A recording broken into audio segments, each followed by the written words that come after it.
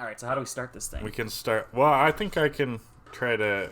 I'll do. I think what we should do is kind of have like alternate hosting roles, and I'll be the host this week. I think I can start us off. Okay. Okay. So start the podcast whenever. I can just dive into it. Yeah, I guess so. Okay. I'll throw this in at the start too, just for fun. This is just nothing. Okay. Hello and welcome to Delibird, the new Pokemon podcast. We're really interested in making as many literary puns as we can. We're going to save that for future episodes. The podcast as a whole, we've decided on the name Delibird. Delibird, for those who don't know, you probably know if you're listening to this, is a Pokemon from Gen 2, right? Yep. Gen 2, okay. So we want to look back at some classic Pokemon movies, TV shows, just kind of consuming storytelling in the Pokemon universe, but look at it from some different approaches, some different lenses, make literary comparisons when it totally is not necessary. It's not that deep, bro, but we're going to make it that deep. This is an analytics podcast, and hopefully we're going to have some fun too. So you know, strap in if you're into this thing. Hopefully we'll make you laugh. Maybe we'll make you cry. You can send us angry letters. I don't think so. We don't have a place for you to do that yet. Maybe in the future. No. Okay, so my name is Graham. I'm admittedly not a huge Pokemon fan, but I have had my exposures to it over the years. Was into it a lot in Gen 1, Gen 2. So I'm kind of, you know, the Pokemon boomer who really kind of idolizes those that era of the media, particularly around the video games, and then kind of fell out of it. I played the odd one here and there, but was never that deep. I did, however, to me, Pokemon was a bit of a springboard into other similar genres of media. So I love JRPGs, your Dragon Quest, Final Fantasy, the Tales of series, that sort of thing. I also love anime and manga. Read quite a lot of manga. I like JoJo's Bizarre Adventure, One Piece, so keep up with the Shonen Jump typical crap. That's fun, you know, people fighting and yelling really loudly. And then, you know, some more serious manga too. So I'm kind of coming at it from that world as well. Now, my co-host here, you should introduce yourself, because you're really going to be more bringing the Pokemon perspective into this discussion. Yeah. I'm Kellan. If you're listening to this on YouTube, you probably found this through my channel. If you're one of my 4 viewers, in which case, hi, hello. I'm the Pokemon person. I've been playing Pokemon for 20 years now, since I was 3. My first video game ever was my brother's copy of Pokemon Red on his Game Boy, and I've played every generation. Hundreds of hours, probably at this point thousands of hours in the entire series. But definitely thousands. I know Pokemon. Graham doesn't. He says it's an analytical podcast. That's gonna be his section, his part. I don't know a damn thing about classic literature, but I don't know if I do either. I've read some things. It's the kind of thing where my mind goes blank when I'm like, oh, you need to think of some examples. But I do like the classics, I guess. I don't know how you say that without it sounding pretentious, but I want to look at Pokemon through some different lenses. I think that the highest form of art these days is trying to make it where it doesn't exist. Can we elevate stupid shit to be more than just stupid shit? And that's where I'm coming from. But to give you an idea as to the differences in our knowledge in terms of classic literature and whatnot, in my university English class, I got an 80% on a paper on the book 1984, and I only read the appendix. I didn't read the book. You know what? That's a success. It was. It is my crowning achievement in university. Screw the actual degree that I got. That was the best part. That was the best thing I did. That's huge. I based my entire essay on the appendix, and I still got an 80. I didn't even read the book. Wow. I was lazy. Wow. Not even Spark Notes, just the appendix. Nerds. You know, reading's all right. I gotta tell you, I like a good sentence from now and then. Some people are like, they look at reading as like, what's the story? What's the characters? You know, it's all about the sentences. You can get plot, you can get characters from all kinds of different mediums. Read a comic book. Watch a movie. That book, that's got to have some dope-ass sentences. I want to stop. I'm reading a sentence. I want to be like, bro, that sentence had me going. That's where I want to go when I'm reading. Anyway. Yeah, we should jump into it. So we should probably talk about what we're going to do today. So the typical structure, we're still exploring that, but we're going to go through probably a Pokemon season. That's kind of the idea. Take maybe a couple episodes at a time, and we'll kind of discuss them. For this pilot episode, we wanted to start with something self-contained, but with enough meat to, see if we've got something here. So we chose the movie Detective Pikachu, starring Justice Smith and Ryan Reynolds, and we're gonna dive into it. So this was my first time watching it. Kellan, I was gonna say this was you hadn't seen it before. This was I had not seen this before. This is my fifth or sixth rewatch. Fifth or sixth rewatch. Okay, so I love this movie. We're gonna walk through it kind of in order. I took notes while I was watching. They're a little bit stream of consciousness in the sense that some of my notes don't make a lot of sense, but they're kind of my reactions to things.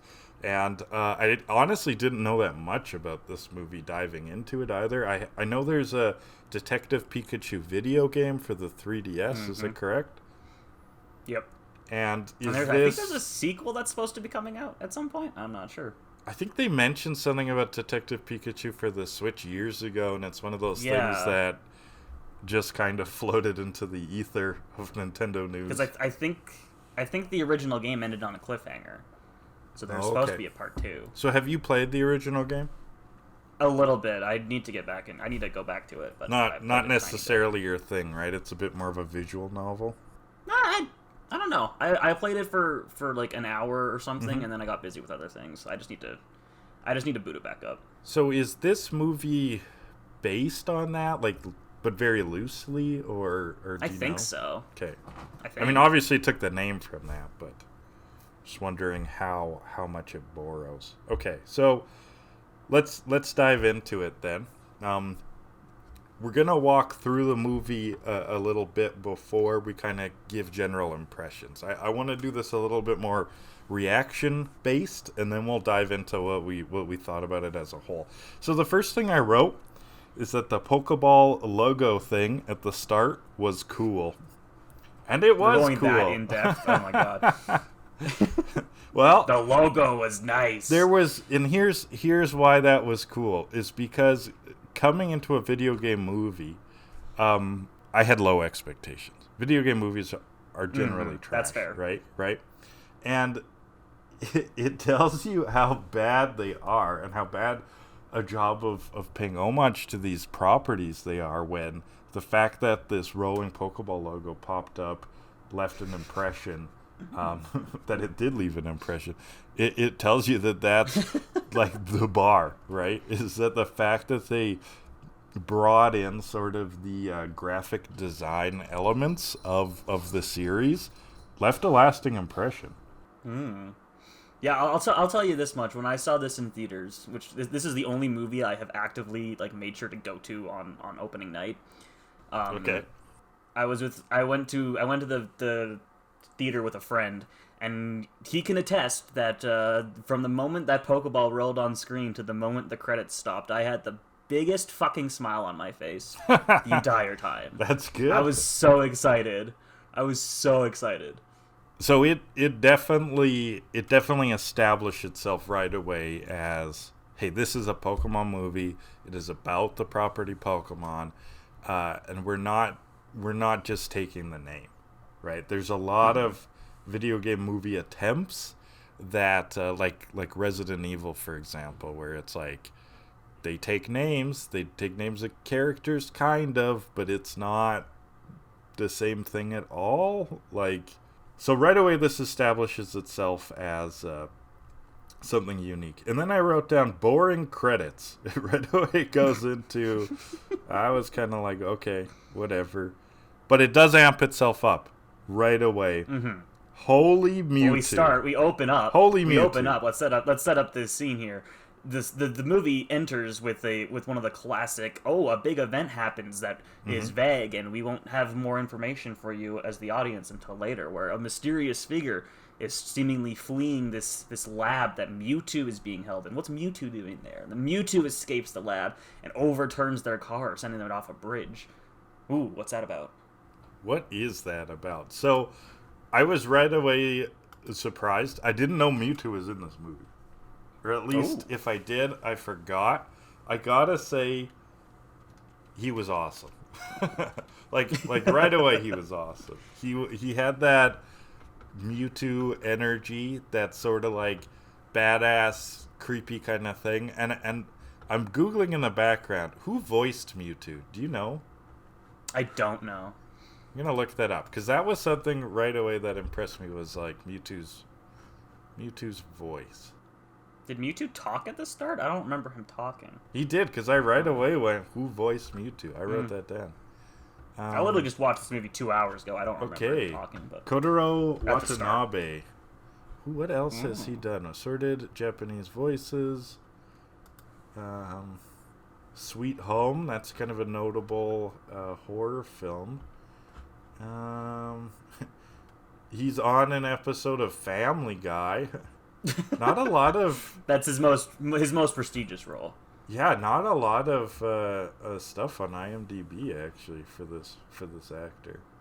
I was not familiar with him, but right away that voice, I was like, oh yeah, he's killing it. That was a badass voice. Oh, and we cut from that. We go back to another classic movie. We go from the epic scene to the quiet introduction of our main character. We meet Tim, played by Justice Smith. Great. I think he was a good choice for this role. Yeah, he doesn't have a partner Pokemon.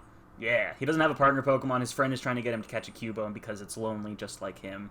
He doesn't do it because he doesn't know the first damn thing about catching Pokemon, which we were all taught is weaken the Pokemon before catching, or use a Quick Ball. He did not listen to that old man in Viridian City. Okay. Nope. That's all it takes. Listen to the drunk old man. Is he drunk? Is that the in the Japanese version? Yeah. Really? In the localized version, he just wants his coffee, but in the Japanese version, he's passed out drunk. That's something. Yeah, that would never fly. 90s video games, especially into kids. So this was our first real seeing a Pokemon in the world. That's right. So it does a bit more. It actually, before we see the Cubone, it already highlights a few kind of these organic touches of Pokemon, and of course that jumped out at me too. So, and I do think that these are the stronger parts of the film actually in a lot of ways, is how it portrays the Pokemon just as part of this world. So the world, the visual world building elements of this movie are quite strong. So there's some Pidgeotos or Pidgeys or Pidgeots. I think it was Pidgeot. Pidgeots flying. From the headpiece. And that definitely catches your eye, because it's like, hey, these things do live in the world kind of like birds, but they're distinctly Pokemon. And so that was a nice touch. You see some Tauros. Bouffalant. Oh, see? That wasn't a Tauros? What is a Bouffalant? Bouffalant's from Gen 5. It looks like an evolution of Tauros, but it's its own standalone. Oh, that's a Tauros. Nah. It had a big afro, right? That's a Bouffalant. Okay. And then the Cubone. And the Cubone is adorable. That jumped out at me right away. Definitely adorable. So it was an interesting experience just seeing them interact with the world. So Tim's friend says they're talking about Tim not having a Pokemon. And one of the things that I thought was kind of weird is they almost allude that there's that certain Pokemon are a right fit for people. Yeah. And since they bring up Tim's loneliness, That was a little bit weird to me because in the Pokemon games, where we learn that catching Pokemon has an element of skill, right? You weaken the Pokemon, you put it to sleep, you catch it. If you got enough badges, it'll listen to you, that sort of thing. But this was like, no, you gotta wait for the right one, Tim. Like, are they dating the Pokemon? Like that was a strange perspective to me. And skill or sort of the art and craft of catching Pokemon doesn't come up here at all. Well, So, I think so what's going on that, there? like, I think you have to equate it to like the real world with pets and stuff. You know, like a snake would be a bad fit for me because I hate snakes, but Sure. a cat would be great. And it's the same. It's the same with Pokemon. They all have their own little like traits and stuff, I think. Yeah, that makes sense for like long-term sort of domestic, partnership with these things. Like, how am I gonna have this creature be part of my life? But the catching, why is that connected to the catching? Like, he throws the ball, the light isn't green. How the fuck does catching work in this world? Right away, I'm confused. It's supposed to be the same as in the games, you know. It's you throw the ball. But they seem to think that there's some part of your soul that resonates, right? Like yeah, he does run away yelling, fated to catch the Cubone. Exactly. Now, where does that come from? I thought that was weird, and I thought that was a weird thing to establish, and they don't really tie that up later either. Spoilers. Well, there's no catching of Pokemon in the. There's no catching, movie, and Tim doesn't really end up with a Pokemon. Spoilers. Nah. Big spoilers. Huge big spoilers. Yeah. Oh yeah, this is a spoiler cast. Spoilers, what the this fuck is are a you spoiler doing cast. Yeah, exactly. Strap yourself in. This car's fast. It has a spoiler. Oh my god. Oh my god. Okay, so anything else to say about that opening Cubone scene? Nah, it's cute. So, correct me if I'm wrong, I think the next stuff is a viewpoint of Rhyme City. Like, he's on the train, we get to see Rhyme City. So is that the next part? Tim gets service back on his phone. He has voicemails saying that there was some kind of accident and he needs to go down to Rhyme City. And he gets on the train, and then there's the lick-a-tongue moment. Oh. Right, the lick-a-tongue moment. How can you forget the lick-a-tongue moment? You're right. I did write down, you have a very generous tongue. That was a line from it. It's a great moment. It's you so have gross. a very generous tongue. It's so gross, and I love it. And it's perfect, because lick-a-tongue is disgusting. Like, if that thing existed in the world. There were a couple Pokemon that, for those Gen 1 Pokemon, that really do clash with this idea of Pokemon being animals. And well, I mean, we'll see it later. Strange. We'll see it. We'll see it later. Mr. Mime is just a dude. Mr. Mime is a guy. He's worse than a dude. He's like a weird dude. But he's worse than a dude. He's a mime. So I didn't jump to the Lickitung right away because we see Rhyme City first of all, and that did catch my eye a bit. I had a question for you though about like what is that? Is there a canon element to this Rhyme City? It looked beautiful. I'm not familiar with that as a Pokemon location. Is that a thing or? No, I'm pretty sure it was created specifically for the movie, or it's the location that the game takes place in. I'm not sure, but it is different. Like it's this like utopia where Pokemon and people work together and live together in ways that we don't really see otherwise. It's like the Pokemon are just as much citizens as the humans are, unlike other places where they're more like pets and stuff. Right. I just want to know how many Pokemon were in this opening sequence in Rhyme City that you didn't recognize. Oh, do you know which? Honestly, I was looking at the city itself more. I don't. What even Pokemon were in there? Let's see if I can find it. I'm gonna open it back up here quick. I know there were Panchams because I noted Pancham because I love. I don't know what that is. He was the little baby panda guy. He was falling down the bamboo shoots. There's I see a Comfey, I see a Flabebe, I see a bird. I can't quite tell what bird that is though. Wow, I see I Golurk, don't know Rufflet, any of Dodrio.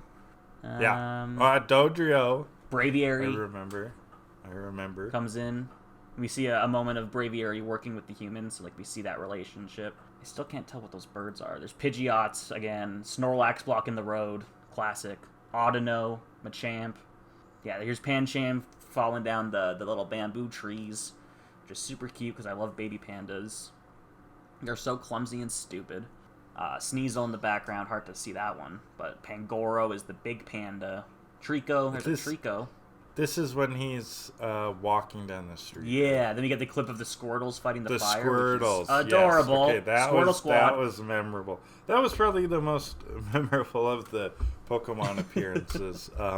So we do see them, not only coexisting, but they're plugged in. These Pokemon are plugged in. They have jobs.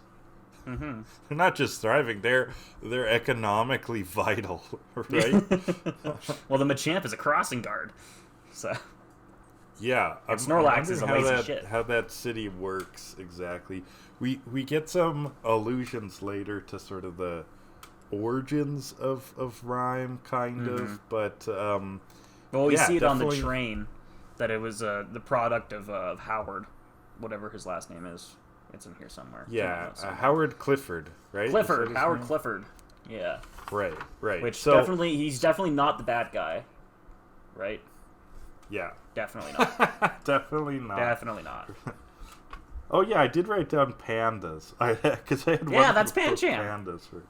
And then Pancham and the Squirtle firefighters. Hell yes.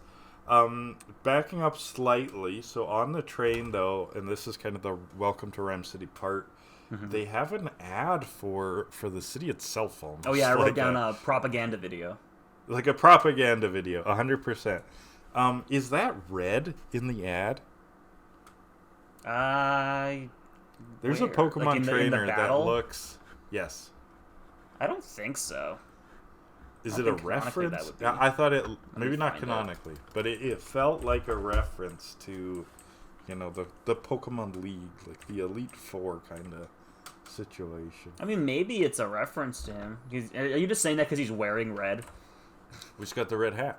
Oh, he does. I didn't even notice that. Oh, maybe that's supposed to be like a reference to red. I don't know.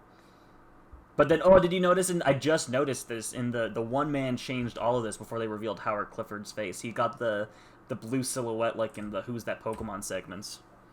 Oh.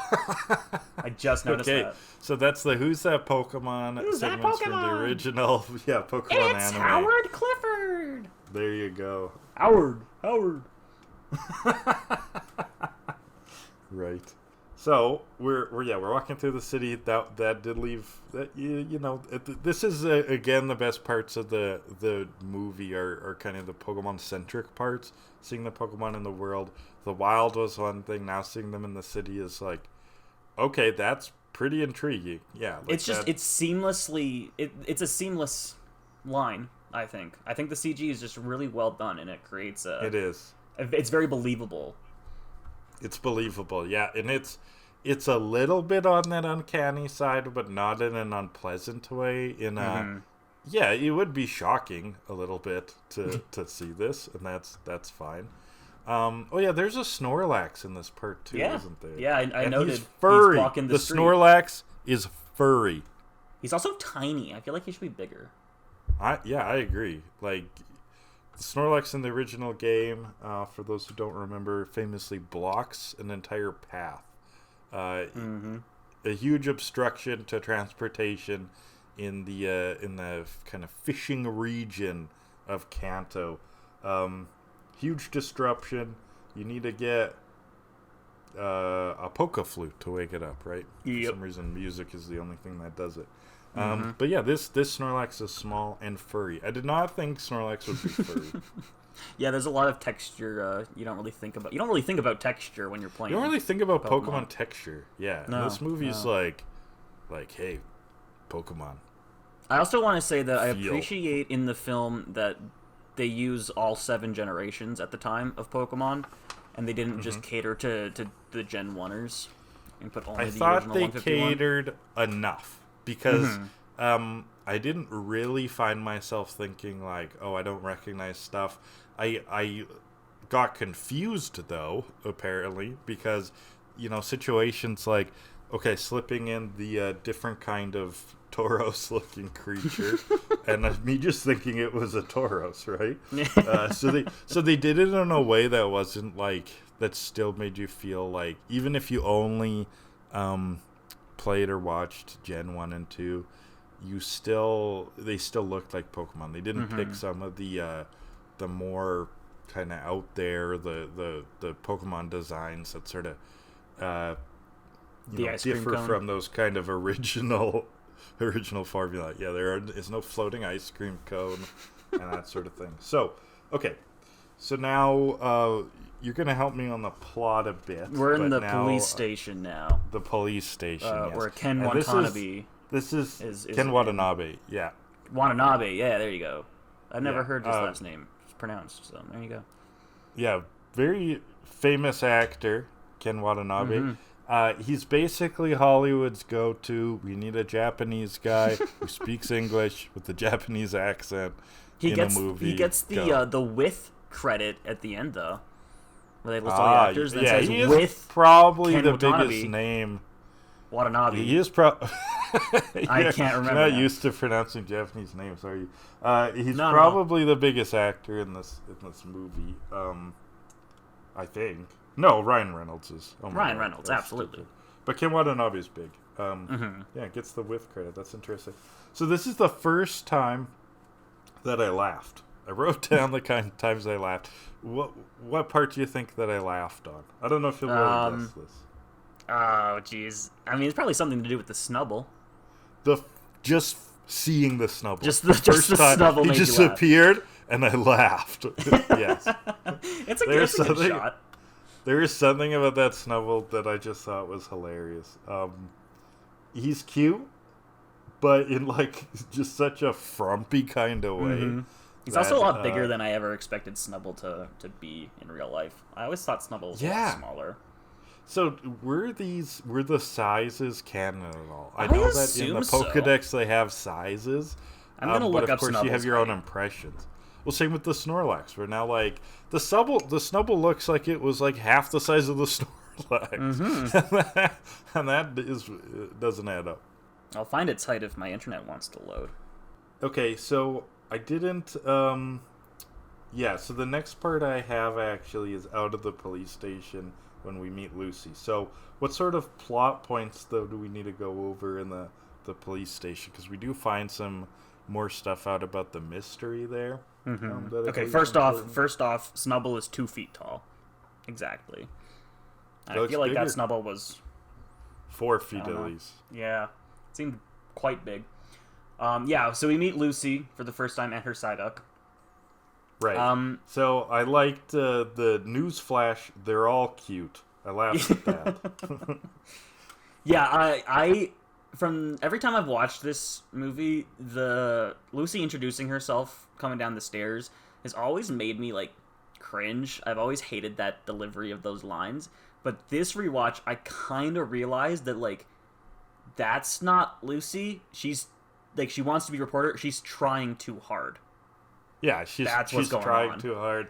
So this is Lucy. She's an intern at basically Rhyme City's CNN, and this is where I sort of was like, okay, so the Clifford family. We've got Richard and Howard, and they're basically the Murdochs. Like they own this media empire, and Lucy is an intern who wants to be a journalist, like wants to be what's the scoop, breaking the story, but she gets people's coffee. Yeah, and that's sort makes of the like BuzzFeed lists. Makes the BuzzFeed list. Yes, that was funny. This actress I wasn't that familiar with, but I looked her up, and she's gonna be playing Scott Lang's daughter in the new Ant-Man movie. So that's a big role. Got a Marvel breakout. Are you into the Marvel stuff? No, the God, MCU no. stuff. I haven't seen like any. I've seen Deadpool, and that's about it. That's was still with Fox. Yeah. So yeah, I keep up with those. So I'm interested in how that actress is going to do in that role. Based on this, it's probably a good fit though. Cringy delivery is sort of a cornerstone of those kind of properties. But they're fun. kind of mindless. Okay, so they talk a bit about Pokemon partnership, right? Yeah. So again, we're going back to that idea of the right fit. What's your Pokemon partner? Well, If my you were to favorite have is a Breloom. I don't know if that makes it a good Okay, partner. what's that? What's that? Breloom, Gen 3. I don't know what Grass the heck fighting type. Breloom is. Breloom How do I is so spell good. that even? Breloom. He's like a little mushroom dinosaur freak. Yeah, he hops around. I got a little cute plush of him. He sits on my desk. That's very interesting. He's my boy. What would your I might Pokemon partner be? I might go with that freak Lickitung. You'll always have someone disgusting. to lick your stamps at least. Yeah, I guess so. Well, you could take that other places. The Lickitung, you shouldn't though. You shouldn't. This is family friendly. It's not family friendly, but it's not that unfamily friendly. No. A Lickitung, the weird basement dweller, should not be let outside. So I don't know. I think apartment that's something we'll have to visit more. What Pokemon would be your partner? Okay, apartment next. Right. We're in the So apartment. where- Did you notice? Did you notice the movie playing on the TV? The detective show, right? He walks in. There's an old detective movie. Yes. Playing? That part. Do you know what the fun tidbit about that is? No, I don't. That's the same movie that plays on the TV in Home Alone. Okay. Yeah. It's not a real movie, that but fun? It's Yeah, not it's a a real fun fact. movie, really. It's not a real movie. No, they made it for Home Alone. I'm pretty sure. Oh, and then this borrowed it. Okay, that's surprising. Figured It's they a would fun have used a real fact. movie. Yeah. So, and there's some flashbacks going on here about Tim's childhood. At one of the parts, I wrote down, does Kid Tim have a different accent in the flashback? I was like, he sounded British to me suddenly in the flashback. I didn't catch anything like that. I think it was just a weird delivery. I this just is noted where- that like between the birthday card and Tim's room, well, we learned later that it's made to look like his childhood room. It isn't his actual childhood room. We do see that like his dad did love Tim. He doesn't seem to be like a completely absent father. Like there's some nuance to this relationship. It's a little more complicated than we might have originally thought. Right, and this movie primarily is about that father-son relationship, right? And I think father-son relationships in general a bit, because we have been introduced, although not that obviously, to another father-son relationship, and that's the Cliffords. And I think that there is some parallels in terms of how the Cliffords relationship is and how that progresses, and then how Tim's, I guess, coming to terms with his father and his upbringing, how that progresses as well. I also wanted to okay. note the Cliffords when we're at the news station.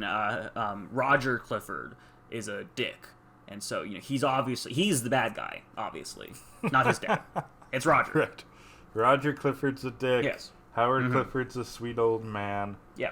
And that is sort of that's where we're supposed to see is that, and they're kind of opposites right now, is that we're told, we're kind of forced to think this way, that it's the younger, it's the son that's kind of drifted away, and the old man sort of is the more grounded one.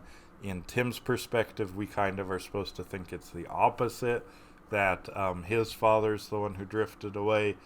That's going to evolve. And we're already getting, like you said, some insights into their relationships aren't that simple, right? And it's almost like real life. Relationship with his father, oh, it's like real life, yeah. It wasn't that complicated. I also wanted to mention, before we go into the flashbacks and stuff, we find a vial of a mysterious purple smoke that Tim breathes in and lets out the window, and then I have it in my notes, causes the APOM outside to go bananas. And you couldn't hear it, but I played a rim shot. Bananas! Ba-dum-bump. Yeah.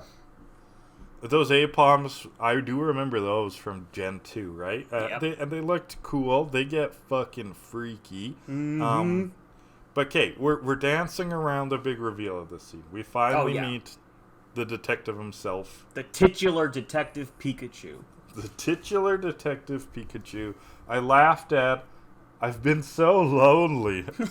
This is where we get Ryan Reynolds' deliveries. Okay, I have it in my notes. I'm just gonna read what I put down. Ryan Reynolds voicing Pikachu is one of the greatest things in the world, and I love it. It was weird at first that Pikachu had a regular human voice, but it makes sense at the end. But how could... no, sorry. That's a story point. How can Tim possibly understand him? I don't know. Who knows?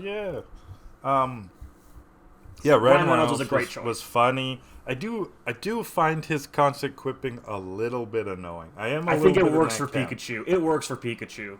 It was okay, but I've been so lonely, didn't make me laugh. And and then the monkeys. Okay, so and I also wrote down Pikachu has a great hat. Obviously a Sherlock Holmes reference, right? Like that's kind of what we're getting at. I think for actual literary comparisons, though, the father-son relationship I think is the biggest theme. The other literary references in this are sort of just allusions, like fairly superficial nods, as in the hat is just a Sherlock Holmes reference, but not a deep one. The other reference I had is that Mewtwo, and we'll get more into that, I think is a Frankenstein reference in a lot of ways. To the book Frankenstein. But that's they're a little bit superficial. Well, do you mean Frankenstein or Frankenstein's monster? I mean the book called Frankenstein. Oh, or Frankenstein's monster. No, the book is called Frankenstein. Or is it pretentious Frankenstein's knob? Monster? The book is called Frankenstein by Mary Shelley. It uses a framed approach of a letter and blah blah blah. In this essay, I will explain why it's Frankenstein's monster to everyone who's heard that a billion times. Okay. Anyway, I originally thought, watching this in the theaters, at first that it was the purple gas had some kind of effect on Pokemon-human connection, and that's why, or communication, and that's why Tim could understand me too, Pikachu. Because he gasses up right away. Tim's all over that gas. That's like the red herring. Suddenly he hears it. That is the red herring. That's what they want you to think. I have in my notes that I laughed at the line, stuff I put up my nose. But is that delivered later? It's after the whole Apom... right, so we get this Apom action scene where the wild Apoms are chasing Tim and Pikachu. They're running away. And they rip off his pants and stuff. Oh yeah, and Pikachu delivers the great line. They're attracted to your increasing nudeness. Yes, they're attracted to your increasing nudeness.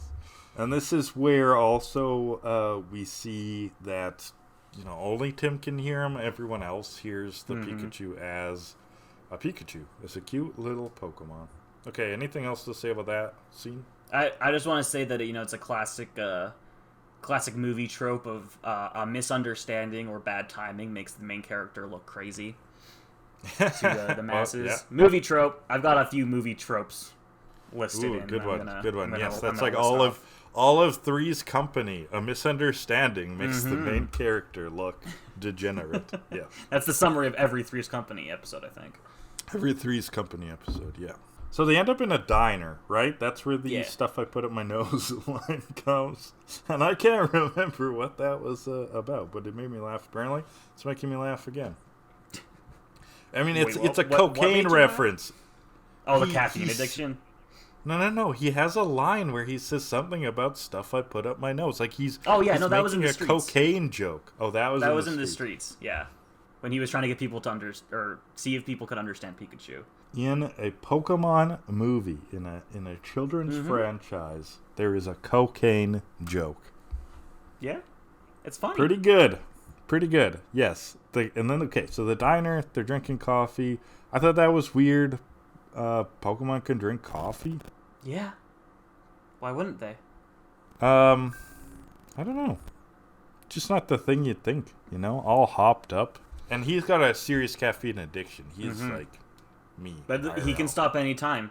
These are choices he makes. Yeah, sure. I can stop every time. There's a purple cat. What Pokemon is that? Do you know? Purple cat? Yeah. Let me see. Oh, sleeping on the table? I think so. Yeah. Let me find it. Because there's a Jigglypuff and a Growlithe I see. You Oh, recognize yes, those the two. Jigglypuff, yeah. I might be jumping ahead, so if you want to take us through the plot a little bit here. Well, there's also a Ludicolo that's serving the coffee. Okay. Oh, right. saw. I did not know what that was. Ludicolo! He's Gen 3. Okay. That was a freak. Yeah. That thing looked like a freak. I'm not seeing a purple cat. I Purple might be cat that comes to jumping mind ahead. is Purloin, but I'm not seeing it here. I might be jumping ahead, so Maybe. yeah, if you want to take us through a bit of the plot Anyway, points. yeah, that we you remember we learn that this Pikachu is Harry's partner Pokemon, and so that's Okay. why that's what he was doing in the apartment. He's got amnesia. He doesn't remember anything, but he can Mm-hmm. feel it in his jellies. His partner is Ah, still yes, out there the somewhere, jellies line. and that is a phrase I use in my real life. Feeling it in my jellies. Why? Why? I picked that one up. Why not Because it's great. jimmies? No, I feel it in my jellies. What does jellies even mean? I don't know. It's the same as feel it in your bones. But you feel it in your jellies. Feel it in my bones. Feel it in my jimmies. Yeah, love the neon look of this world too. Mm-hmm. The coffee shop kind of is like the seedy bar they're hiding in, I guess. I don't know. And Yeah, I'm not seeing a purple cat. yeah, I might be way off. Yeah. I thought there You're was way a off. purple cat. I wrote down Crazy. purple cat. What is that? Probably a Purloin. Okay, so what comes next? So they go searching. Or no, sorry, they go back to the apartment. Oh, and this was the next time I laughed. Was Pikachu's strings of clues. Yeah. Just because it reminded me of that Always Sunny meme with Charlie you know Day. the one? Yeah, with Charlie Day and Yeah. all the strings. Yeah, classic. It's great. Anytime Pikachu does anything remotely human-like, it's cute. Because it's Pikachu. It's cute. It's cute. That's how it works. I have in my notes, we learned concretely that Tim's mom is long dead. And then Right. Pikachu has been up all night adorably looking for clues. And then they go to see Lucy. Oh no, this is where we learned Roger's mean. Sorry. This is where we learn Roger's Yeah, mean. yeah. This is where I So wrote he's the down bad guy. that they kind of seem like the real life Murdochs, like a family empire of news entrepreneurs, I guess. The Pokemon theme is playing in the back of the news. I thought that was awesome. The Pokemon show theme. And also we learned Ditto can transform into humans, apparently. We see that Oh, in is the that where background. we learned that? I missed that. That's obviously important. Yeah. I totally missed that. Yeah, when they're leaving the stage, the Ditto in the background becomes a dude. And he Oh, pushes pushes off okay. something. He That's starts good. doing That's work. that's a Chekhov's Foreshadowing. gun. Yeah, exactly. And I did Foreshadowing. not catch that. Are we at the Psyduck yet? Yeah, we've seen Psyduck. We've seen Psyduck. They talk about. Here's where they mention though that his eyeballs explode when stressed. Well, his headache. Psyduck. He gets a Psyduck headache. explodes. Yeah, it's the headache. It's when he's stressed. He can let out huge psychic attacks. I laughed at that. The Psyduck is very funny. If his I eyeballs also- exploded, that would be a huge problem. Yeah, he just explodes. I don't know where I got eyeballs from.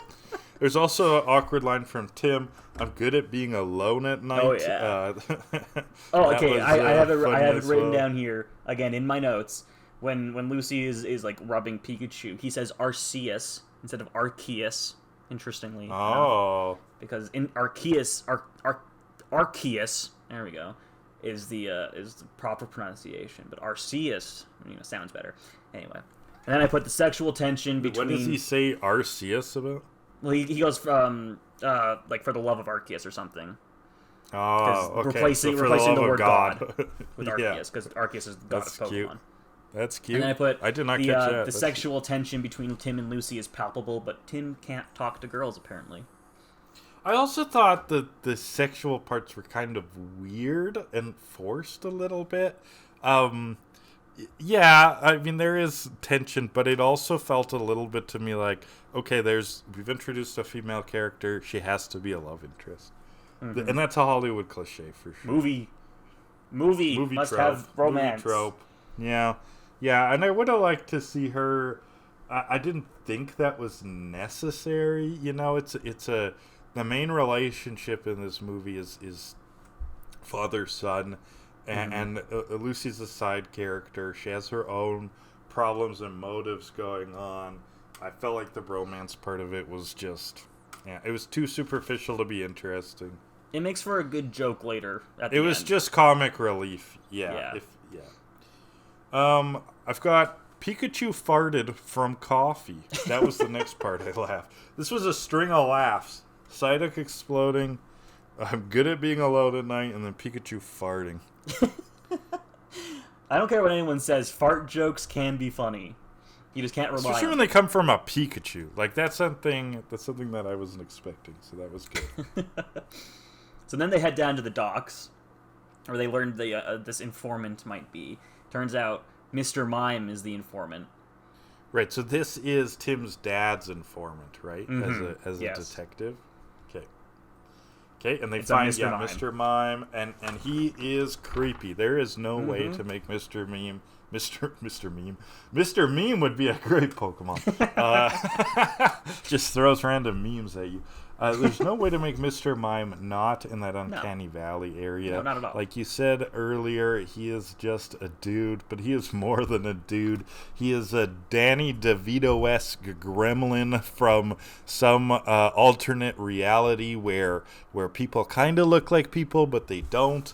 Sort of like an early CGI experiment gone wrong. He is just awful looking, but perfect. But this is also the best scene in the movie. This scene is very good. It's the so kind of good. scene that pulls you. If you're not really watching, this movie's on in the background, you're probably going to pay attention to this scene. The Mr. Mime talks completely in charades. Mm-hmm. He's a mime. He can't talk. He's a mime. He can't talk. Yeah, do you want to walk us through this scene then? Well, I know it gets kind of dark. It is Well, funny. Mr. Mime isn't talking, so they have to figure out how to get some information out of him. Eventually, Tim starts being able to understand what the mime is saying, but the mime puts himself in a box, into an actual box, Right. an actual invisible box. Because he also has like the barrier move or something like that. So Tim plays or beats Mr. Mime at his own game, and Mime's pouring gasoline all over him. And this was really cool. If you've never seen like the behind the scenes stuff, Justice Smith talks about this scene a lot because A, he's working alone in this one. He's talking to like 2 tennis balls because he's the only human in the scene.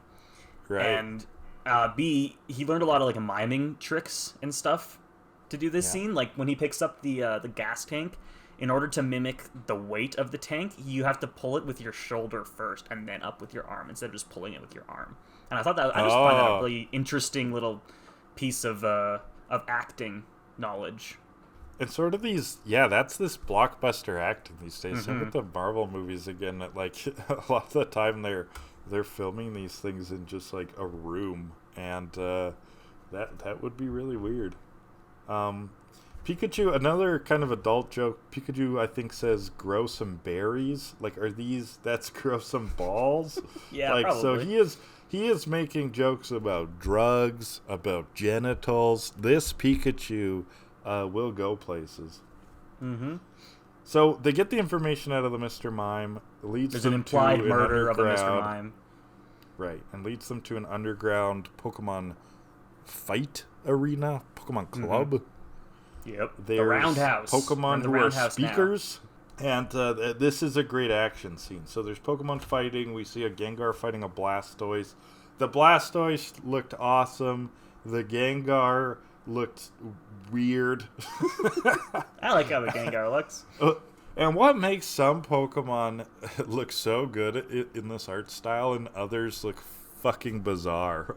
Anything with tongues, right? Big tongues, like big cartoony tongues do not translate to real life well. You're like, how heavy are these tongues? Mm-hmm. You know, 'cause there's one thing in this scene that I actually really hate in this movie, and that's the random interjections from the DJ, like at the start, where he's like, critical hit, double damage, and Gengar used Shadow Ball. Like, if you're not going to commentate the whole battle, don't do it at all. And that pisses me off. That was clearly an homage to the text in the game. Yeah, right? but when someone is yelling it over a mega speaker or whatever, I don't like it. Okay, so that is an anime cliche for sure. That's a trope. Having somebody on the sidelines who's narrating the fight. I think a lot of people don't like that for all cases except for JoJo's Bizarre Adventure. In JoJo's, there's a famous character named Speedwagon. Yes, his name is Speedwagon, and he is just like basically JoJo's cheerleader. Totally narrates what's going on in the whole fight and commits. And yeah, that's definitely an old school anime trope. Like this was from like the late 80s when that was sort of done. Yeah, so there's a trope. A little bit. We also see a creepy girl wearing sunglasses, and she's wearing pink gloves. What could that possibly mean? See, I did not. Okay, so it's a Ditto reference. I did not catch that again. I somehow missed all of the Ditto stuff. I don't remember if I caught that like my first viewing. I'm just making fun of it because I feel like it. So we get to see a Charizard here, right? And we see the purple drug doing a bit more. It's riling it up. It's getting unhinged. The Pikachu's gonna have to fight the Charizard. The Charizard looks awesome. Exactly how you would imagine a Charizard to look. Very menacing. They did show the Charizard, I remember, in the trailers for this movie, and very, very cool. Very cool looking Charizard. And the music to start the battle kicks ass. Oh yeah. I'm just gonna say that. The scoring is fantastic. Yeah, the music's good. Especially when they have the nods to other kind of Pokemon OSTs going on. So Tim is talking to Pikachu about what moves he can use. He names 5 moves. What the fuck? Detective Pikachu. Did you catch that? He names 5 moves. I mean, in the anime, Pokemon have more than 4 moves at a time that they can use. Really? Yeah. Really? Yeah. Wow. It's not some moveset limitation. In the anime. That's how the games work. That is how the games work. Yeah, but that wouldn't make any sense in real life. I guess so. Like my dog forgot how to bite so that he could learn how to bark. Now he can't eat food. Now he can't shit. Yeah. Take him to the vet, and the vet's like, he better forget how to bite. Yeah, I guess that's true. A good line from Pikachu. All I hear are consonants, and all I can see are nipples. That's another good line. Because the other trainer is not wearing a shirt. Yes. Okay, so drugs, berries, nipples. This Pikachu. I don't know what to tell you, Graham. A nipple is a part of the human body. If you didn't know that, then I don't know how to help you. Berries. So the fight is fun. Pikachu does not have all his moves back though, like the amnesia is affecting his moves. So Tim actually joins in on the fight. Is that the trainer can't join in on the fight, can they? Well, no, but these are underground. These are illegal. Oh, but these are underground, unregulated fights. Anything goes. Gotcha. And the drugs get loose. Tons of Pokemon are going crazy. What are those Pokemon that are the speakers? There's speakers in this club. The speakers are alive. The speakers are Pokemon. They're Loudred. They get drugged. What is that Pokemon? Loudred. Loudred. Because he's loud and scary. Loud. And he evolves from Whismur, and he evolves into Exploud. Gen 3. Okay, they're weird. I don't love the design, but you know what? The idea of a Pokemon that has some sort of natural acoustic potential that then integrates into society by, hey, we can be your speakers. That's weird, but kind of fun. They also were beatboxing, so I like that part. Yeah. So the drugs get loose. This is a full-blown rave. What? Yeah, the chemical. Yeah, sorry, go ahead. Yeah, we learned that the R chemical comes from what the guy says is the doctor, but that's all he knows, so he also doesn't know shit. Doesn't know shit. We have a name for it, R. Is this a Team Rocket reference? It might be. Calling it R? Maybe. I don't know why else it would be called R. Yeah, they didn't give a reason, right? Yeah, it doesn't. They don't say it stands for anything. Right. But at this point, Tim has come around on the fact that his dad is probably still alive, but the video evidence shown by the police to him is pretty ironclad, except for the fact that we don't see a body at all. So number one rule of and movies. that's another trope. Trope. Number one rule of movies, comic book movies, and anime and manga and TV. Is if you don't see a body, just TV in general. It's TV in general. It's media in general. If you don't see the body, not necessarily dead. So the fight's pretty good. It ends with this with a Magikarp getting kicked. I kind of laughed at that. And then he evolves. My laughs weren't very big, just a hit, just a small chuckle. And then he evolves. The Gyarados looks great. Oh shit, it's a Gyarados. It has that kind of vibe. They weren't going to do a live action Pokemon movie without a Gyarados. Right.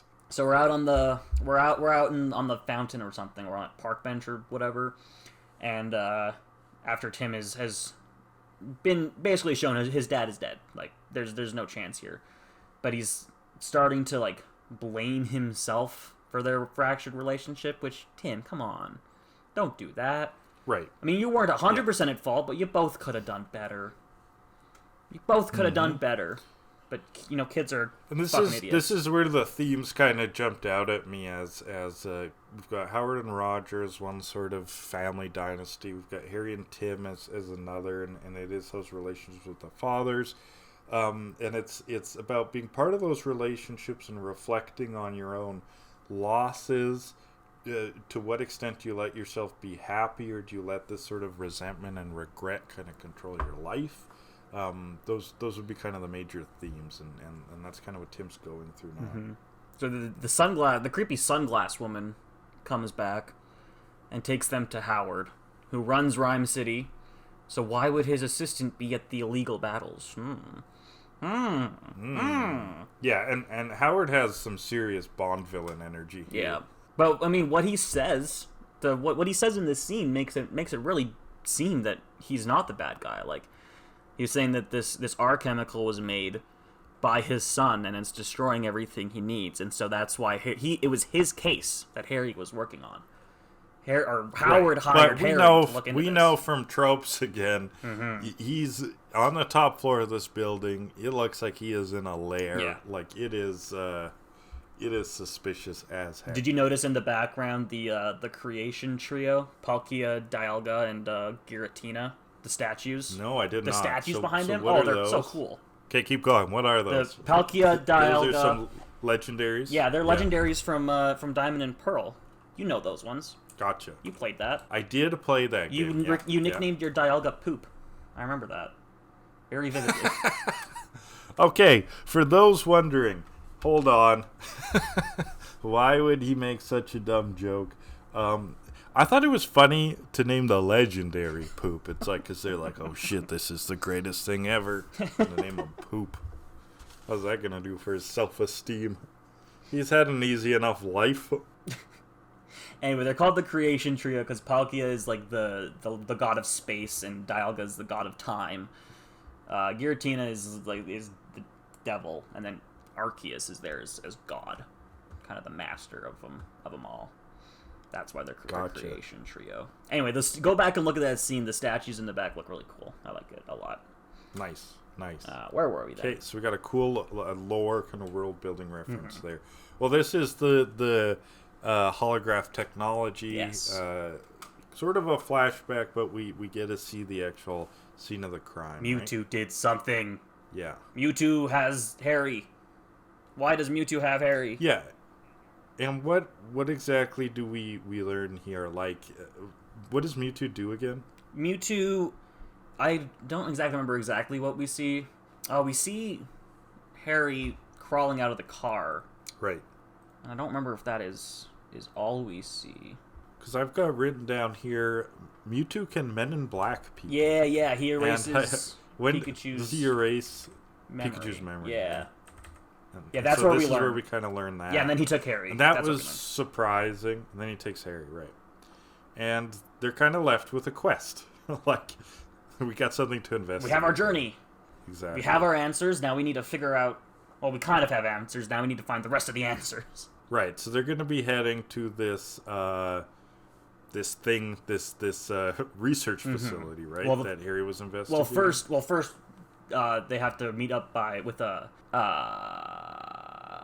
Lucy again at the coffee shop. Oh, I missed a thing, because when the hologram shows up, Tim tries to save his dad, which is another movie trope. Character tries to interact with something not tangible, and they should know that. Right. Anyway, so we're back at the coffee shop where Lucy and Tim are meeting, and they drop a thing. Another movie trope: characters with sexual tension bump heads over dropped items. Yes, that is very Hollywood. And then we're off to the PCL, the lab. That's where we are. And then we see Pikachu in a baby car seat. PCL. So cute. Yes, that was adorable. The driving scene was funny. PCL is the name of a real-world construction company. Is it? I like a huge one. I wouldn't know. Yeah, so that was okay, whatever. I think that's just a coincidence. But yeah, they're in this car. It's a small, compact car. It looks European to me. I don't know where Rhyme City is. It's a right-hand drive, so. Right. Yeah. So it's in England? I don't know. Psyduck has to listen to spa music. They joke about so he can calm down or something. Pikachu in the car seat is so cute. Yeah. I love it. So they're off to this lab because that's where they think this doctor came from that the one dude mentioned. We learned that it's used to experiment on Pokemon, growth enhancements on Torterra, something with the Greninja in terms of power enhancements. But we see in the car Roger is on the way. He knows that they're there. He's wearing sunglasses too. And sunglasses mean shit's going down. Mm-hmm. They split up. That was, of course, a cliche. Classic trope. And you know right away that shit's gonna happen. Mm-hmm. And so Roger remotely releases the creepy Greninja. We learn that the R chemical comes from this lab, and they were making some kind of neural link.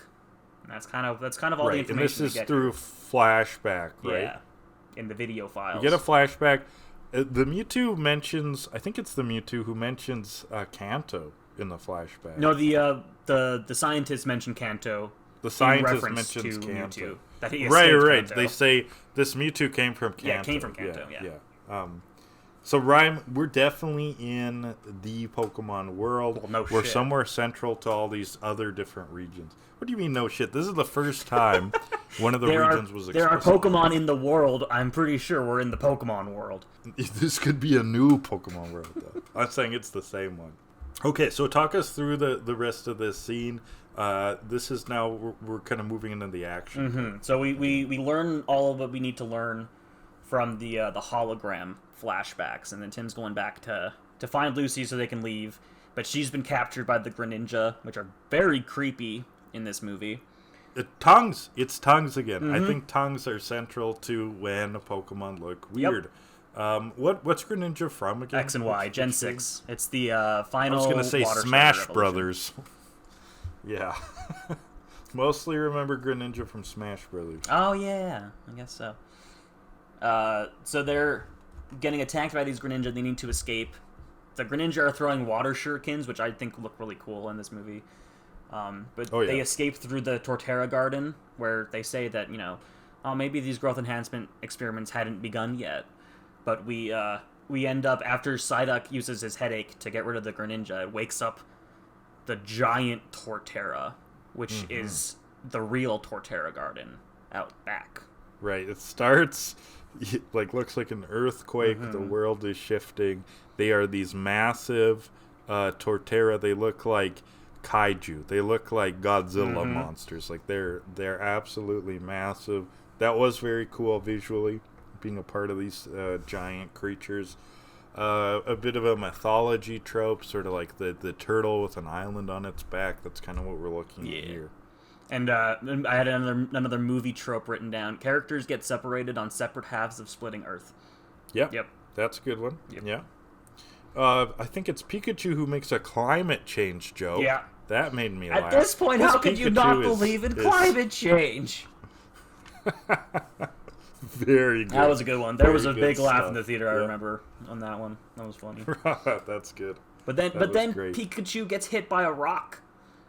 and it nearly Right. kills him. Apparently, somehow it's a little rock. He falls down into the water, and now they've kind of settled down, but they're down by a stream. I've written down, does wet Pikachu stink? I don't know why I was thinking about that, but wet dogs stink. Does wet Pikachu stink? A bunch of Bulbasaur show up. Yeah, you know that one. Pikachu's hurt. Tim is desperate. I know Bulbasaur. They looked great. Tim is like, we need a healer Pokemon. Yeah, a bit of a ham-fisted line. Walk me through. You want to walk me through that? Is that a Well, thing? yeah, there's Are like there Chanseys and healer Pokemon? Audino. There's Pokemon with healing powers. And they heal other Pokemon? Like, I don't remember really, because since it's like a single Pokemon is out kind of game, are there healing moves? Yeah. I don't remember Yeah. that. There's Okay. Miltank has Milk Drink, where it drinks milk and recovers HP. Okay. Or there's That's there's very arcade game. Drink some milk. there's have a pizza, a hamburger. there's like Healing Wish and Soft Boil. There's tons of healing moves. Rest. Huh. Okay, I guess so. It never really sinks in my head as a main mechanic of Pokemon as opposed to other JRPGs. But again, this either is like roles or kind of there are things that are quote unquote canonical to Pokemon that you don't see in the games ever, that are really only able to be shown in movies and the TV show. Okay, so the line does make sense. Yeah, There are healer it's ham-fisted, but it Pokemon. makes sense. Oh, good thing I'm hungry because we had fists of ham. That doesn't make sense. No, not at So all.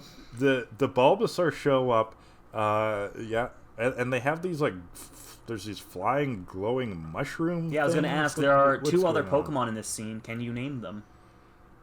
No, you're No. telling me that those were other Pokemon. Yeah, there were two other Pokemon. I in thought that they scene. came from the Bulbasaur. No, I thought they No, were the- like reverse leech seeds or something. well, there was the mushrooms are Morlul, which are Gen 7. Okay. And then I believe there were the a little Balrog flower- of Mordor. Morlul, and then Okay. there was the flower Okay. Pokemon that was Comfey, both from Gen 7.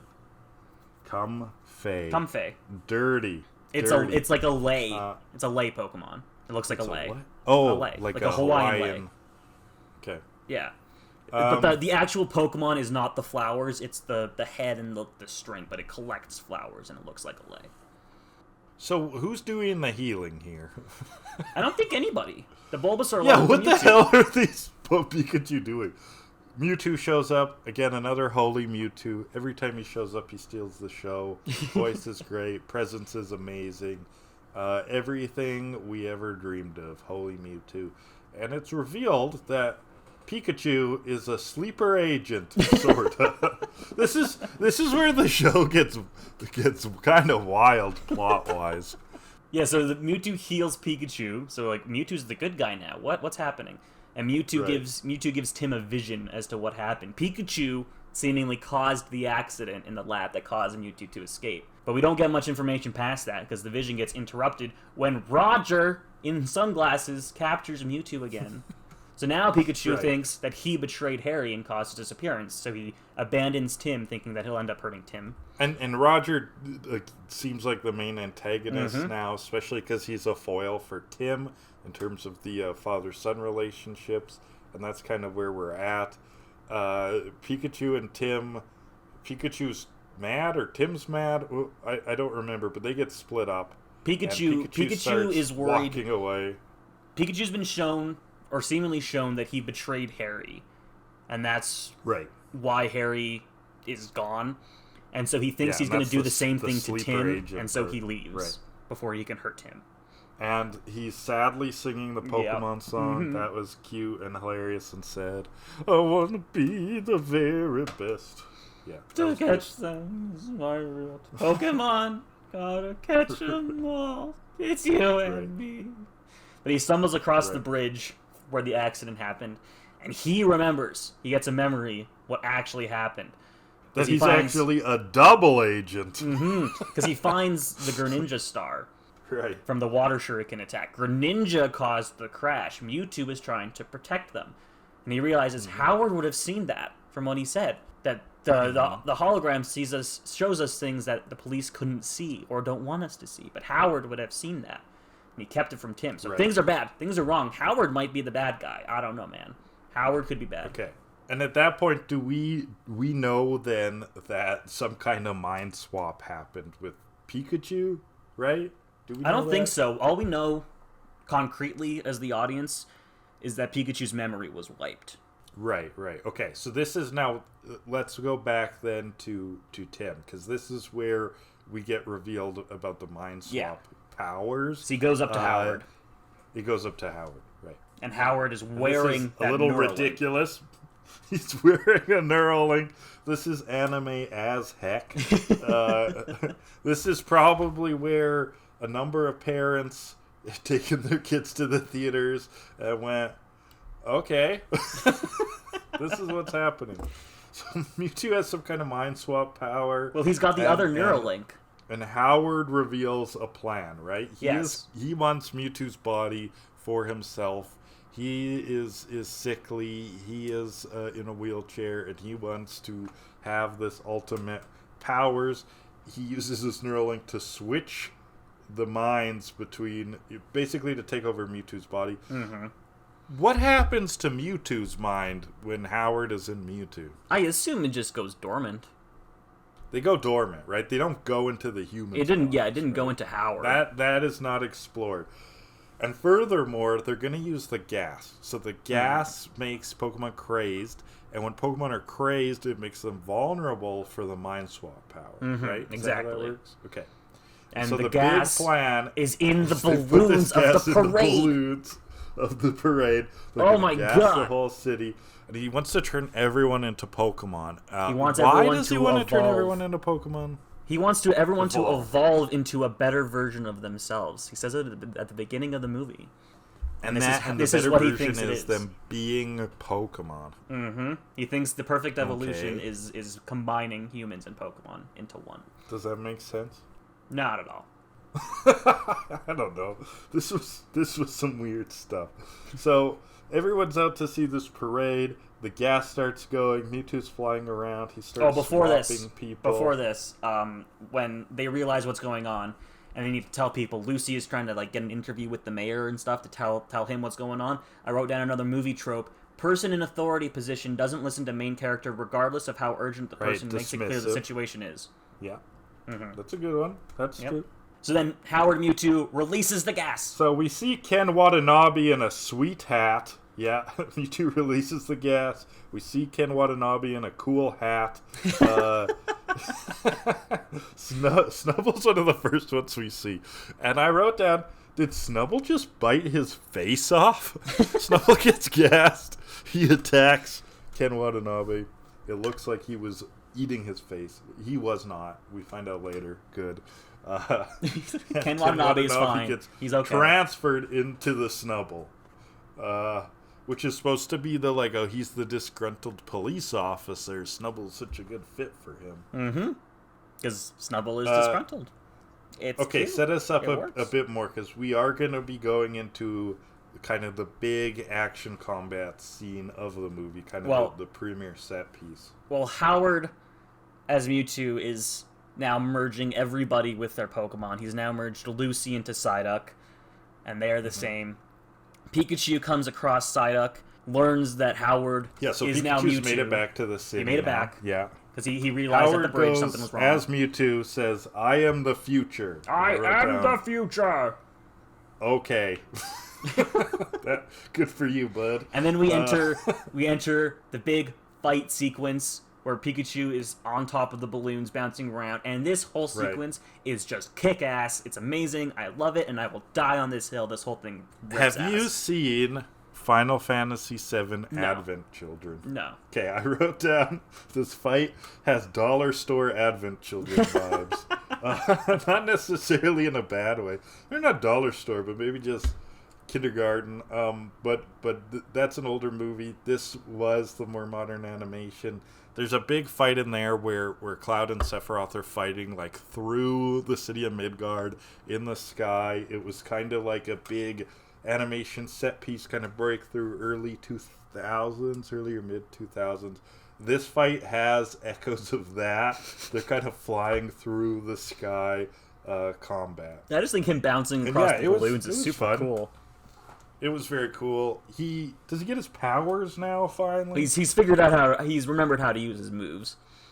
Right, because he got his memory back. Yeah. Sort of. And so... Not all of it, spoilers. Earlier, Tim had gotten knocked out by Howard Mewtwo. And he's just woken up. He finds Roger in the closet, which... Oh my god, twist. Because who was the Roger we've been seeing? Who could that possibly be? Oh my god, the sunglasses are key here. It was a Ditto. Yeah, anytime we've seen Roger in the sunglasses, he's been a Ditto. So weird. It's so terrifying. Eyes, right? It's so scary. It's the dead eyes. There are a number of Pokemon I actually always thought whose eyes were scary. And one of them are when they're simple and dot, like the Ditto. That's sort of this like dead-eyed stare. The other is when they're overly large and happy. Like I always thought Jigglypuff's eyes are just like, I am the harbinger of doom. I am here to sing and destroy. That is what I get out of some of the eyes. And this is where the fight scene between Tim and the Ditto. This is where the joke of their whole sexual tension, where the good joke I think is made, where he says, "For the record, I have no guilt of hating a beady-eyed version of the woman I'm very attracted to." Which I thought that was funny. I thought that was cringy. That was a funny line. I thought that the romance was not organic. It was a funny line. I'm like, why are they making Tim so thirsty? Like, chill, bro. He's a man and he's alone. That is a cliche. That is kind of gross. Not every man is a degenerate pervert. Whatever. That's fine, I guess. We get another movie trope, though. I don't know. I didn't love it. We get another movie trope where Tim is knocked to the window and a character is hanging by their hands on a ledge where if they fall they will die. Movie trope. But then Pikachu uses Volt Tackle. Let's go, motherfucker. That was awesome. Right? That was so cool. Yeah, and is this where the Ditto is a Cubone? Yes. You have come full circle. Yeah, we've come full circle. But where Tim did not think to attack it before, this time the Cubone gets attacked. I wrote down, did they just fucking murder the Ditto? Like he was flying out the window. It's a great moment. It's not murdered. It turns into a Pidgey or something and flies back up. What was it? And then melts? What happened there? The Ditto like melts. They somehow attack it and it melts. Well, they overstimulate it, right? First of all, when the Ditto comes back, it's a Braviary, so not a Pidgey or Pidgeot or whatever. But see, I can't tell the difference between half of these things. It starts attacking Turns the into vials a bird. of the R chemical, and Tim sprays a ton of it into its face, which causes the Ditto to go crazy, go through all kinds of transformations. I'm assuming that this is just like Ditto doesn't know how to react to this stuff because it's a Ditto. Yeah, and he just starts melting. Yeah, and it just pops. Is the Ditto going to be okay? I hope so. I like Ditto. This Ditto's being totally exploited by the humans too. Well, right? well, Roger does say that the Ditto was one of his humans or one of his dad's genetic experiments. Okay, that's so weird. Yeah, and so a big oversight, also a cliche. Clarence, the body, Howard Clarence, is totally unprotected this whole time. Howard Clarence? So, isn't that his name? Clifford. What did I write down? Clarence? Where the fuck did I get that from? Howard Clifford. Where did I think his name was Clarence? Howard Clifford. His body is unprotected. He's flying around as Mewtwo. He's the hot shit. But for whatever reason, it's like, this transfer is only held in place by the Neuralink. Yes. Since it was engaged by the Neuralink, so the body still matters. And Tim unplugs him. Yeah, and this whole time in the theater, my friend was whispering to me, "Push the wheelchair out the window! Push the wheelchair out the window!" Yeah, like it was a big oversight of his plan, period. Well, like, I mean, I don't think Tim wants to kill a man. No, but the stakes are high. Right? And he does it, but even that, he can just be unplugged. Like Howard does it with Tim in the room, and he is, I guess the Ditto's the protection, but like, that's a lot of eggs in one basket. So that's a trope too. It's really a villain setting himself up for failure.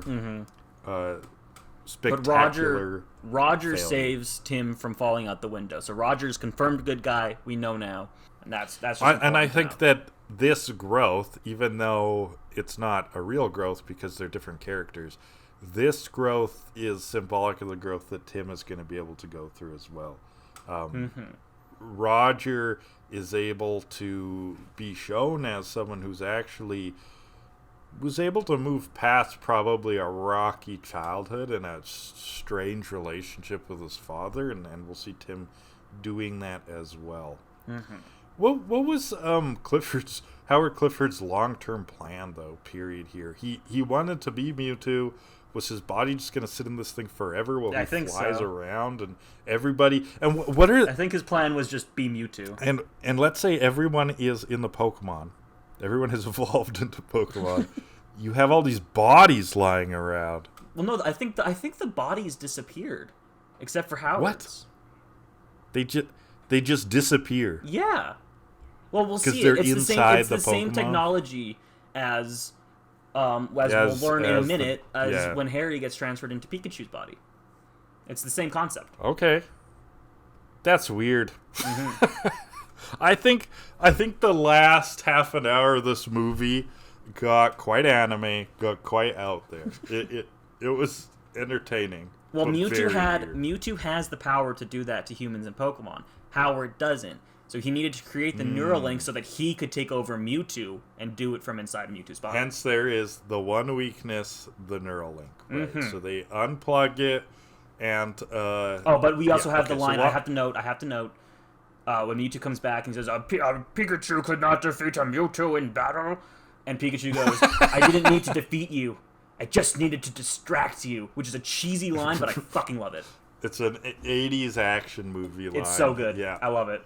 So then Mewtwo undoes all of Howard's evil plans. Yeah, they're basically just like, "Hey, Mewtwo, can you undo this all?" And he's like, "Yeah." Yeah, sure. I can. I'm free. So I'm not doing Mewtwo stuff, and everything's back. And we get a whole bunch of reveals now. Like the mystery unravels. We get some good endings for our characters. Lucy is going to go on with the TV. big spoiler. Let's go with the big spoiler. The big spoiler? Well, I was going to build up to it. Okay, build up. Okay, so Lucy gets her ending. She's going to be going on TV and putting the entire story out there. She's going to be a reporter. And then then there's a little bit between Tim and Lucy where they're like, "So later tonight?" And it's like, "Oh, so they're gonna have some fun times." They're going to have coffee. Yes, exactly. That's what adults do. Yes. And then we get the reveal. Mewtwo says, "Your father's been with you the whole time," and we get the whole story. And that is the biggest cliche in the books. It was in you all along. But he literally was there. Yeah. It's not metaphorical. It was quite literal. I wrote down okay with a emote face of just staring blankly. Did you not see this coming? Okay, so one thing about how I watch movies is I generally don't try to figure them out. I know some people are like, I totally felt that out. It's like I want to experience the twists and turns, even if they're very pedestrian. No, I didn't see this coming. I agree with you. I like to just kind of go with the flow, do what the movie kind of wants me to do. But it seemed quite obvious, especially by this point. It's like, why else would Pikachu have Ryan Reynolds' voice? It definitely was. Well, they did good fake outs where you never actually see the dad. Ryan Reynolds just is the dad. Yeah. Ryan Reynolds shows up. Okay, well, we get the whole story from Mewtwo. We learn that Harry and Pikachu released Mewtwo together, and as repayment for saving him, Mewtwo transferred Harry's body or mind into Pikachu's body in order to save him. And when the sun is there with Pikachu, Mewtwo is able to return the body and save Harry entirely. And then I put, and oh my god, the dad is Ryan Reynolds. Yeah, Ryan Reynolds is actually just the dad. Which makes sense as to why Pikachu's voice was just Ryan Reynolds, because it was the dad's voice. Yeah, that's fine. It makes sense. So okay, so do you want to go to the kind of the exposition now? Like we see them back and interact, right? Well, I put it in my they're notes. awkward as heck with each other, though. Yeah. I put in my notes, the movie ends with Tim deciding to stay in Rhyme City with his dad, and they're going to repair their relationship. They were torn apart by grief, but they love each other and they can work past it. Yeah. That's correct. What's the memory situation here? Does Ryan Reynolds remember being Pikachu? I think so. It's a very awkward scene at the end. I was like, they'd gone through the love and learning when he was Pikachu. That's why I was almost like, did they forget? Because they're just like, okay, see ya, okay, maybe not, Dad, can I stay? I like that kid. It's like, okay. And Tim might go into detective work. How nice. I think I should be a detective. How cute. Yeah. And that's the movie. And then we go into the credit sequence. Oh my god. The credits were good. My god, okay, that was hype. The credits were hype.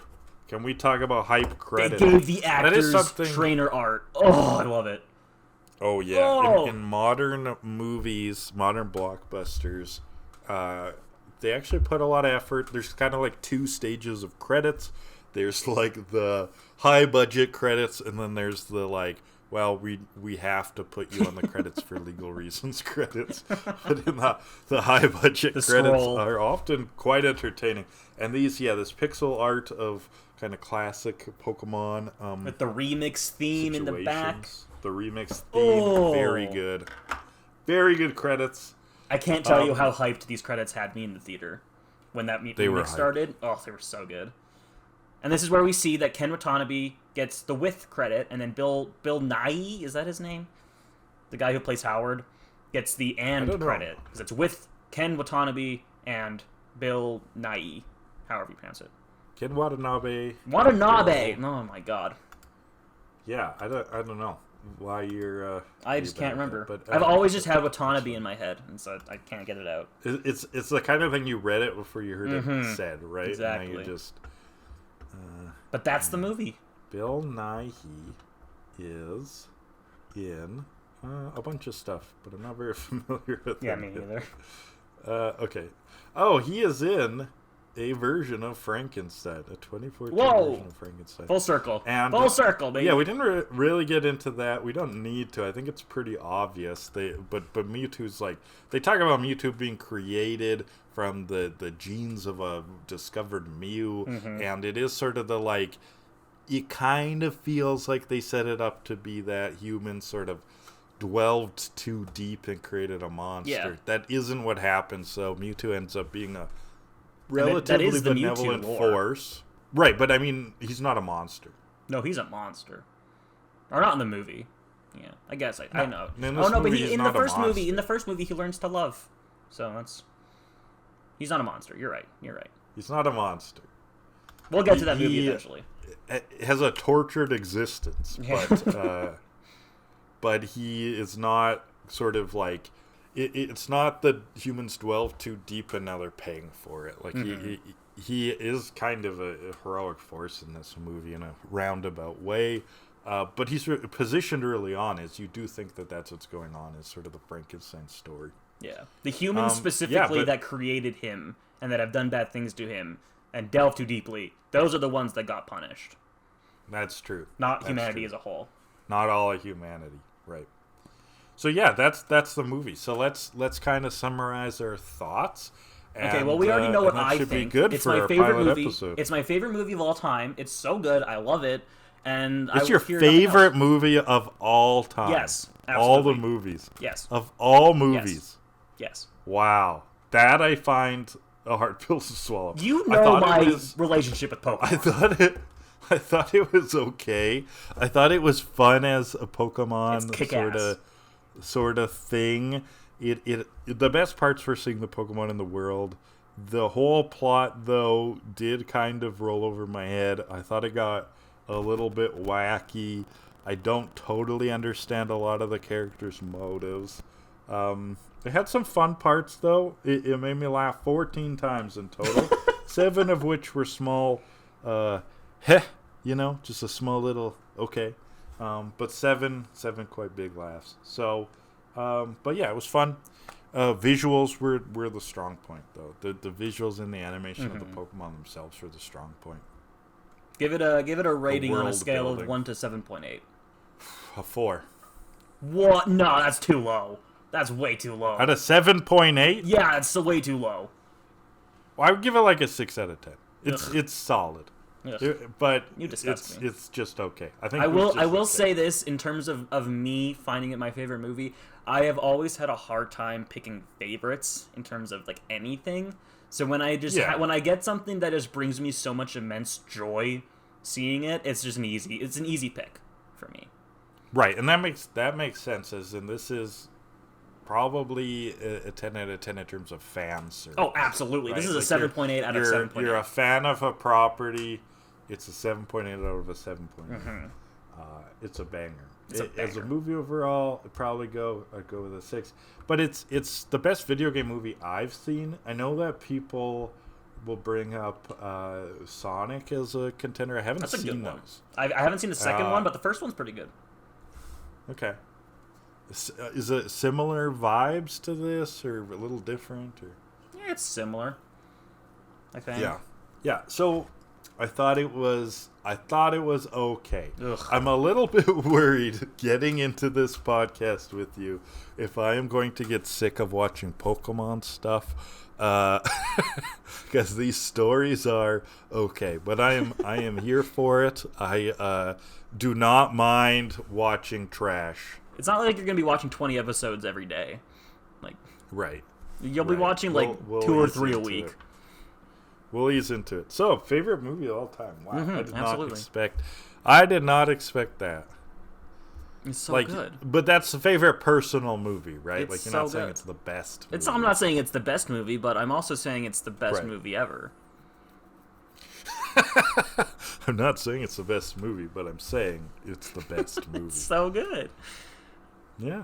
Okay, before we're finished here, I do want to. I know I took some more notes. I want to go through my my top 11 favorite Pikachu lines from the movie. Okay, nice. I would have made it a top 10, but I wrote down 11, so I was like, screw it, I'll just do all 11. So at number 11, talk you stupid mime. His delivery on that one is real good. Number 10, we already brought it up. At this point, how could you not believe in climate change? Yeah, that was funny. It's a good line. Number 9, I just invited somebody to my apartment. I never do this. I'm not that kind of Pokemon. That was a fun line. Number 8, me. Again, I don't wear underwear. I don't wear underwear. Right. I'm not modest. That's a good one. I'm not modest. Yeah. Number 7, I think he just peed a little. Oh, no, that was me. Number 6, we're playing charades. We're not playing charades. Okay, I'm going to get a knife. Okay, bad idea with the knife when the Apom is attacking. I like that gag. Yeah. Hi, I'm in the edit right now, and I realized while we're doing this, I skipped over number 5. So number 5 was, I can stop whenever I want. These are just choices. Another round. Extra shot. Blackest night. Thank you, sweetie. Number 4, my problem is I push people away and hate them for leaving. From the Mr. Mime scene. Number 3, also from the Mr. Mime scene. Real cooking is about following your heart, not a recipe. Yeah. That's Number good. 2, I already brought this one up. They seem to be attracted to your increasing nudeness. Right. Which was a fun line. And then number 1, my favorite Pikachu line in the entire movie, in the coffee shop, or Harry faked someone else's death. That last one doesn't work at all. The first 2, those are real contenders. That was a good line. Yeah. I like that line a lot. Unhinged That's my top 11 detective, Pikachu lines. Very good. If I had to pick some, I like the climate change joke, and that'd probably be the top. And I liked anything to do with the Psyduck, actually. The having to play, the spa music. Like that's a good spa gag. music. Do I need to give him a massage? And he's just like this unhinged ticking time bomb of anxiety. I liked the Psyduck. It's a good. Psyduck is a good. Right. So in the future, we are talking about other ways to kind of score things that we watch. We don't want our scores to be taken too seriously, but we do want to give kind of some fun insights into to different aspects. This is a purely analytical and objective Purely podcast. analytical. Take our ratings very seriously. You don't believe in objective scores, do you? Because I certainly don't. But these ones are objective. Ours are objective. We are white on the internet. Our opinions are important. That was a joke. Big disclaimer, everyone. That was zero. Hashtag cancel Skittlewickers. No. Nah. So. How dare you? And that name's gonna change too at some point. We're still figuring that one out. Okay. So yeah, that's our pilot episode. Is there Any else you extra wanted to touch literary here? references you want to make? No, Frankenstein was the main one, and then I think the main themes though were about father-son relationships, pain and regret, and moving forward. I don't know what the heck happened in the last half an hour of the movie thematically. I thought it was pretty clear. Now we're gonna go into big blockbusting anime crap flying around, Advent Children. Like, the Mewtwo was like, oh my god, they've revived Sephiroth and he is exacting its revenge. No, I don't have any more good insights. I think I'll remember the last half an hour as a good, oh, this is what's happening kind of moment. I don't know. I thought it made total sense. Did it? I do Absolutely. not understand the villain's motives. Well, when are villains' motives ever understandable? Lots of the time. I don't think so. A good villain has understandable make motives. absolutely no sense. I'll have to do my research, but I think you were tremendously wrong there, and I would like to explore your wrongness in the future. But yeah, I think this is good for a pilot episode. Yeah. Should we take some listener if questions? anybody listens out there, leave comments. Love to hear your feedback, how we can evolve this, what to see in future episodes. Yeah, my name's Graham. I missed my joke. We got Kellan. What was your joke? I said, do you want to take some listener questions? And the joke is that we don't have any. We might at some point. Leave questions down below. As of right now, hit that like button, subscribe and follow for more ridiculous Pokemon content. And we'll look into podcast platforms because I don't know how to do any of that. Yeah, at some. That's your job. We're I do too much. That's fair. We're probably going to start with YouTube, right? And we will extend this to wherever you find your podcasts when we have a bit more momentum. Classic line. Yeah.